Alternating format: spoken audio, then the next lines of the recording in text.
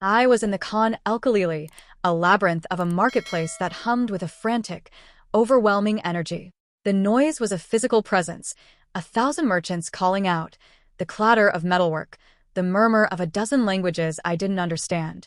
I clutched the strap of my camera bag, the familiar weight of the Canon a small, solid anchor in the swirling current of humanity. I was trying to capture the light as it filtered through a colorful tapestry, turning the dust motes into a shower of gold, when a small commotion erupted behind me. A cart had overturned, spilling a cascade of oranges onto the cobblestones. Instinctively, I turned, jostled by the crowd. It was over in a second. A shove, a brief entanglement of bodies, and then the crowd moved on. It wasn't until I reached for my crossbody bag to pay for a bottle of water that I felt the sickening lightness. It was gone. My passport, my wallet with every cent and card I had, my phone. Everything. Panic, cold and sharp, sliced through the heat. I spun around, my eyes scanning the sea of faces, but they were all strangers, indifferent, moving on with their lives. My anchor was gone. I was adrift in a city of 16 million people with nothing but the clothes on my back and a camera I could no longer even use to call for help. I stumbled out of the market's dense core and onto a wider, sun-scorched street. The world tilted. I slid down the rough wall of a building and landed hard on the curb, the reality of my situation crashing down on me. I was utterly, irrevocably alone. The sounds of the city faded to a dull roar in my ears, muffled by the rising tide of despair. Just as a fresh wave of hopelessness washed over me, a splash of color pierced the gray haze of my vision. A dress the color of a marigold, bright and defiant against the dusty cityscape. A pair of sandals stopped a few inches from my own worn-out sneakers. I didn't look up. "Are you all right?" The voice was soft, the words spoken in perfectly clear, unaccented Mandarin. The sound was so unexpected, so jarringly familiar in this alien place, that it took me a moment to process. I finally lifted my head. A young woman was crouching in front of me, her face framed by a cascade of dark, curly hair. Her eyes, the color of rich coffee, were filled with a genuine, unwavering concern. My throat was tight. I was robbed. I managed to choke out, the words feeling brittle and foreign in my own mouth. Everything. They took everything. She didn't flinch or offer empty platitudes. She simply nodded, her gaze steady and assessing. My internal alarm bells, honed by years of navigating life as a woman alone, were screaming. A stranger being this kind was always a prelude to a scam, but the sheer exhaustion and desperation I felt were stronger than my suspicion. I had nothing left to lose. She held out a hand. "Come," she said, her voice gentle but firm. "First, you need water. Then, we will figure it out." I stared at her outstretched hand. It was a simple gesture, an offer of help with no strings I could see. After a long moment of hesitation, a moment in which the entire trajectory of my life seemed to hang in the balance, I took it. Her grip was firm and cool, a small point of stability in my capsizing world. Her name, I learned, was Andrea. She led me not to a tourist cafe, but to a small, shaded kiosk where an old man served her a bottle of chilled water and 2 glasses of strong, sweet mint tea without a word, as if it were a ritual. She paid with a few coins from a small pouch, then pressed the cold bottle into my hands. The relief was immediate, a shock to my dehydrated system.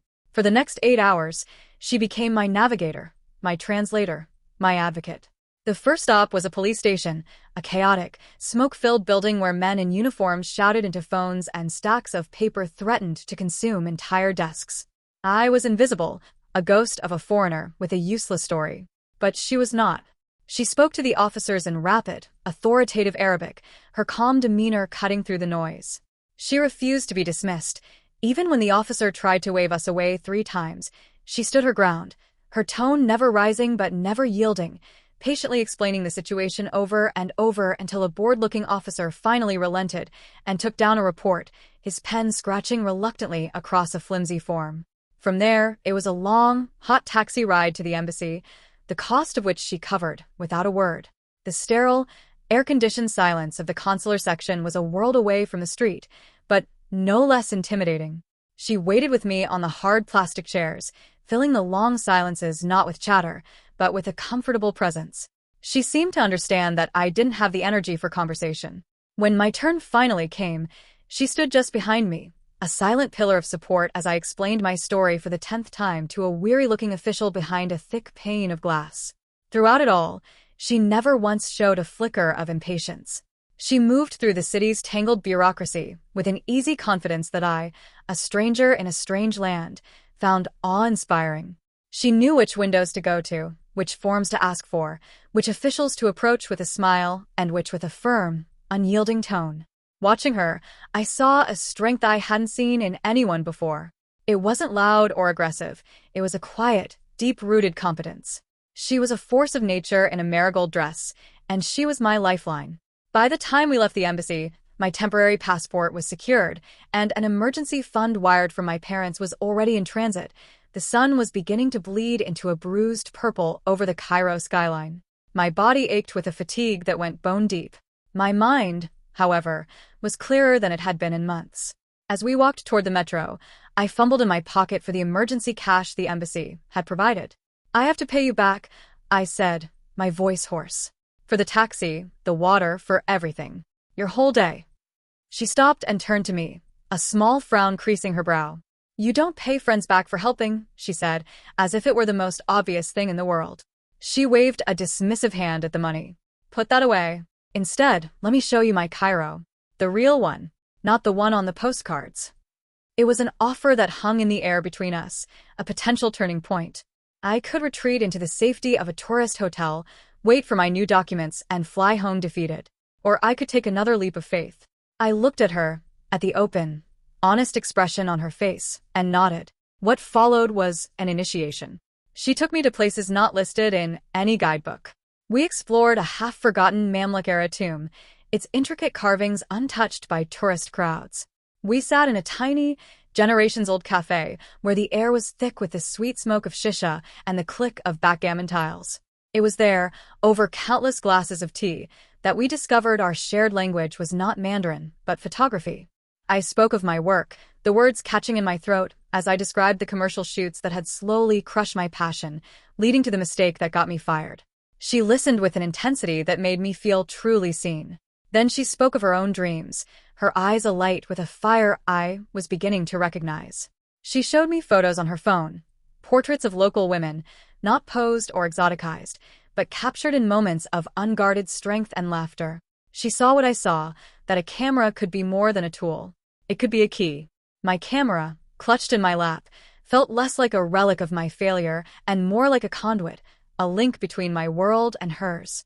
A few days later, we were on an overnight bus, lurching our way west into the desert.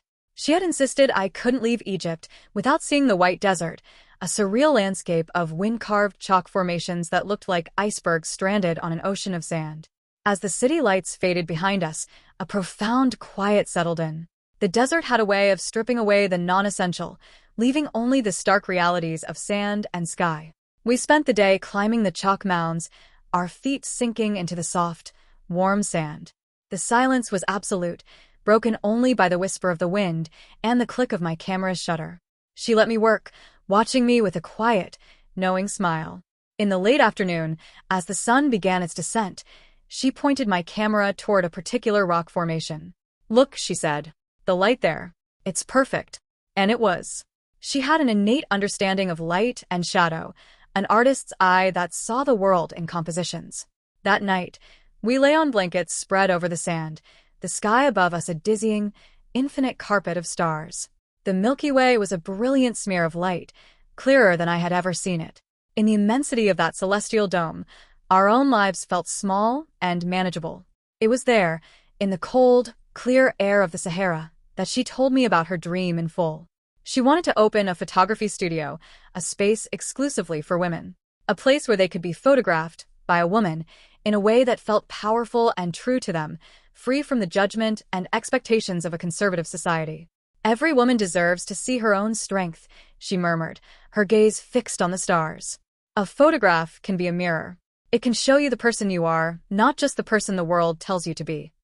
Her words resonated with a painful clarity, echoing the very reasons I had first picked up a camera. As the temperature plummeted, a shiver ran through me. Without a word, she took off the heavy woolen shawl she was wearing and draped it over my shoulders. Its warmth was immediate, a simple, profound act of care. Under the vast, silent watch of the cosmos, I felt a bond forming between us, something stronger and more real than any I had known. The return to Cairo was a jolt back to reality.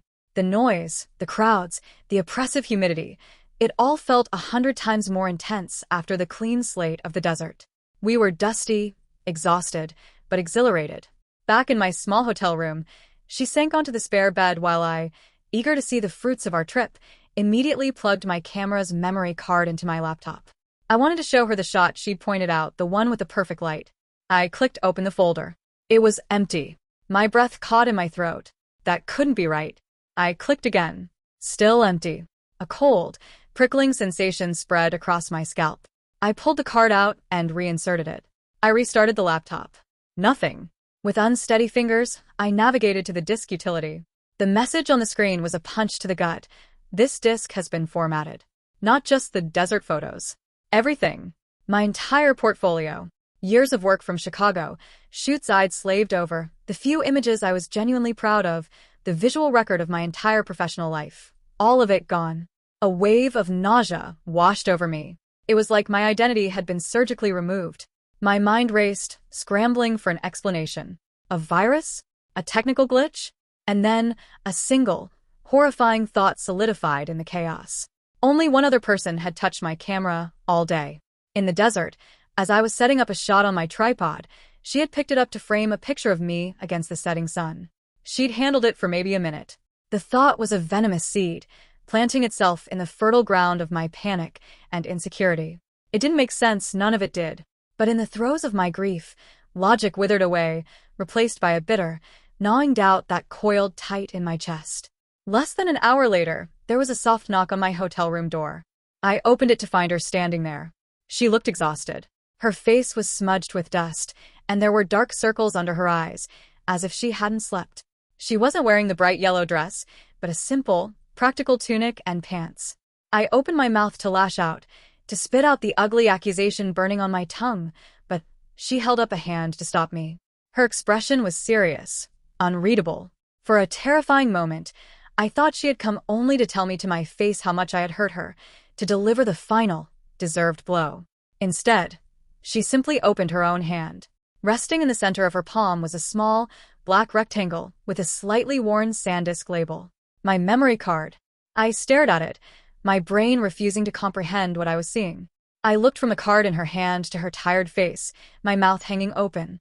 After I left yesterday, she began, her voice low and even. I couldn't stop thinking. It made no sense. So, I hired a driver. I went back. Back. I whispered. Back where? To the desert, she said. I found the Bedouin camp where we stayed. I described the tourists to our guide. It took him hours, but he found them. They had moved to a different oasis. She took a steadying breath. They didn't want to give it back. They said it was a mistake, an accident. I had to persuade them. She didn't elaborate on what that persuasion entailed, but a new level of respect for her quiet tenacity bloomed in my chest. She had spent the entire night and day driving back into the Sahara, tracking down a group of complete strangers, all to retrieve something for the person who had wrongly and horribly accused her of destroying it. It was an act of loyalty so profound, so far beyond the bounds of ordinary friendship, that it defied all logic. It was an act of pure, unshakable faith. Tears streamed down my face again, but these were not tears of grief or shame. They were tears of overwhelming, humbling gratitude. I couldn't speak. There were no words. I simply stepped forward and wrapped my arms around her. She held me for a long moment, her hand patting my back in a steady, reassuring rhythm. In that embrace, the fractured pieces of the last 2 days slotted back into place, forged into something stronger than before. The apology, when I finally managed to speak it, was quiet and heartfelt in the stillness of the room. She accepted it with a simple nod, as if the monumental effort she had undertaken was the most natural thing in the world. There was no need for grand pronouncements or lengthy dissections of the misunderstanding. Her actions had spoken with a clarity that words could never match. She had trusted me, even when I had not trusted her. We spent the rest of the afternoon together, not talking about what had happened, but simply existing in the same space. I showed her the photos from the retrieved card, and we relived the stark beauty of the desert. The images were no longer just pictures. They were artifacts of a friendship that had been tested by fire and had emerged, improbably, intact. When it was time for me to leave for the airport, she insisted on coming with me. The farewell at the departure's gate was freighted with an unspoken weight.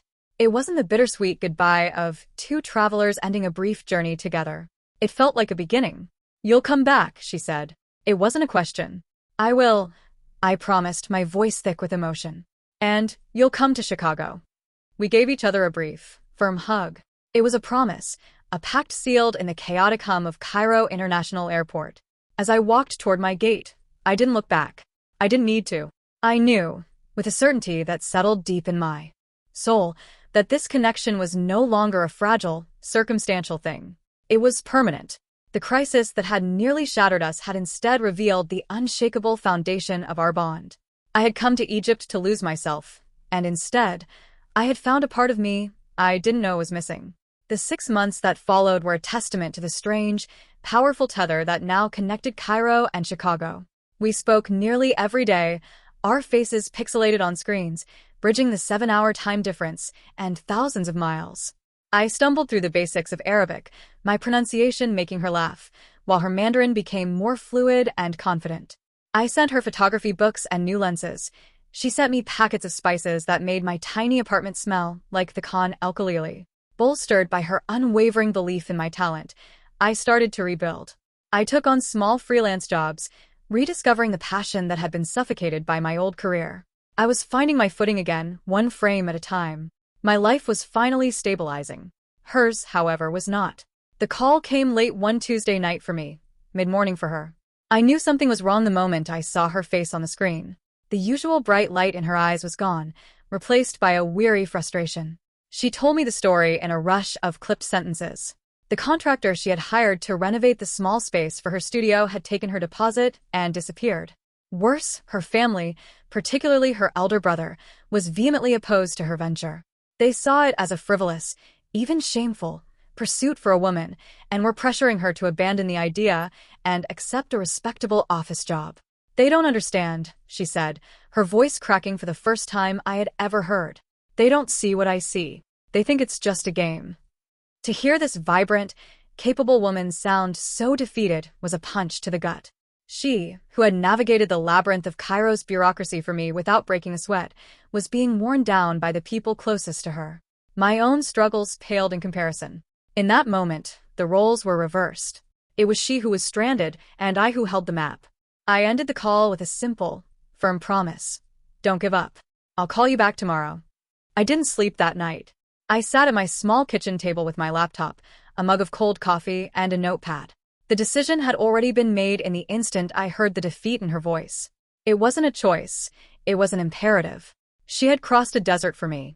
I could cross an ocean for her. By dawn, I had a plan. I calculated my savings, a modest sum I had been carefully hoarding. I researched business registration laws in Egypt, commercial rental agreements, and equipment suppliers in Cairo. I spent hours building a detailed business proposal, complete with financial projections and a marketing strategy, leveraging everything I had learned from my own professional failures. This time, I knew the pitfalls. The flight across the Atlantic felt different this time. I wasn't running away from a life in shambles. I was flying toward a purpose. My return to Cairo was not as a lost tourist, but as a woman on a mission. We became a whirlwind of focused energy. My pragmatic, structured approach to business perfectly complemented her instinctive, artistic vision. I handled the contracts and budgets, chasing down a new, more reliable contractor and negotiating fiercely for every pound. She was the soul of the project, designing the studio space to be warm and inviting, sourcing textiles from local artisans, and building a network of trust within the community. The biggest hurdle was her family. We scheduled a formal meeting with her father and older brother. They were intimidating, their skepticism a palpable force in the room. Her brother did most of the talking, his arguments practical and dismissive. This was no world for a woman, he insisted. It was too risky. When he was finished, I didn't argue. I calmly opened my laptop and walked them through the business plan I had created, the market analysis, the break-even points, the 5-year growth strategy. I spoke of it not as a dream, but as a viable, sustainable enterprise. Then she spoke. She didn't talk about numbers or profits. She talked about the women we would photograph. She spoke of giving them a voice, of creating a space where their stories could be honored. Her passion filled the room, a force more powerful than any spreadsheet. We were two halves of a single, unshakable argument. Her brother scoffed, ready to interject again, but their father held up a hand, silencing him with a single look. Something shifted in the older man's eyes. He looked from his daughter's impassioned face to my steady, determined one. He saw not two dreamers, but a partnership. A quiet nod was all the approval we needed. The weeks that followed were a blur of hard work and shared purpose. We painted walls, assembled furniture, and tested lighting setups late into the night, fueled by strong tea and an unshakable belief in what we were building. We were a team, in the truest sense of the word. The day the studio opened, the late afternoon sun cast a golden glow through the large front window. The space was beautiful, filled with light and the scent of fresh paint and possibility. Women from the neighborhood filtered in, their initial shyness giving way to curiosity and excitement as she greeted them with her infectious warmth. I stood in the corner, my old Canon in my hand, documenting the moment. I watched her as she moved through the room, her face radiant. She was not just the owner of a new business, she was the heart of a new community. She caught my eye from across the room and gave me a smile so full of gratitude and shared victory it made my own heart ache with a quiet, profound joy. I had never felt more proud of anything in my life. That evening, after the last guest had departed, we walked to the bank of the Nile. The water was a sheet of molten gold under the setting sun, the feluccas gliding by like dark ghosts. We stood in silence for a long time, the familiar city sounds a distant hum. A year ago, I said softly, more to myself than to her, I was sitting on a curb not far from here, thinking my life was over. She reached out and took my hand, her fingers lacing through mine. Her grip was firm, a familiar anchor. It wasn't over, she said. It was just beginning. We stood there, hand in hand, as the last sliver of the sun disappeared below the horizon. We didn't need to say anything else. We had forged a connection that transcended language and culture and the vast distance between our homes. It was a bond built not on words, but on action, on showing up, on crossing deserts and oceans for each other. I knew, looking out at the ancient river, that no matter where life took us, we would always be each other's staunchest ally, most trusted partner, and dearest family. Our future, like the endless, life-giving Nile, stretched out before us, full of infinite and beautiful possibilities.